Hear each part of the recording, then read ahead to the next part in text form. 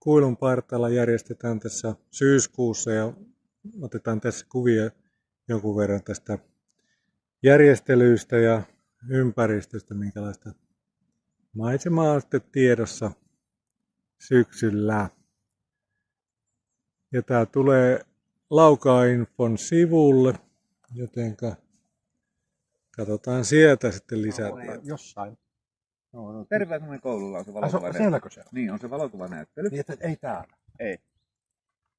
Kun me sitä, siis mä ehdotin niille, että jos ne haluaisi pitää sen silloin lauantai-aamupäivänä, niin se voisi rakentaa sinne telttaa.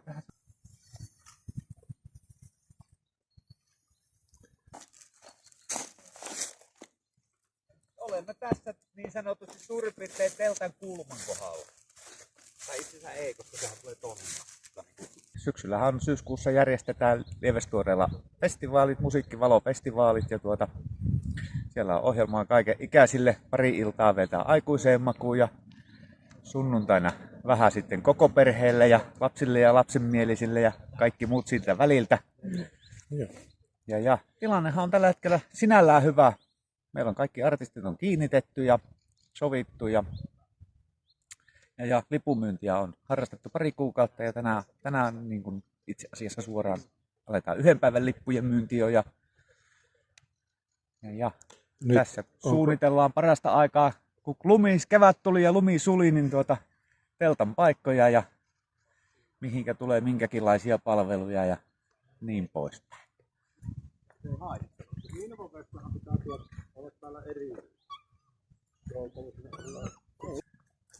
Tämä on Haaranrannan nurmikenttäalue ja täällä on monenlaista.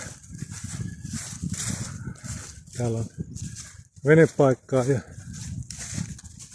urheilukenttää. Nyt se urheilukenttä on pikku remontissa ja tuolla on tenniskenttää ja muuta. Että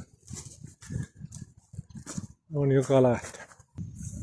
Liepeen lippa rakennettiin tuossa talkoilla ja se on toiminut tämmöisenä kioskina, jopa tanssilavana.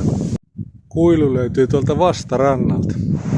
Eli kuilu on noin 9,6 kilometriä pitkä kallio tunneli toisesta järvestä. Aikanaan sen idea oli tuoda raikasta vettä tehtaalle, joka tässä toimi pitkän aikaa. Se paikkaa mihin me on. Sitten tulee sinne ove ja sitten molemmille puolelle.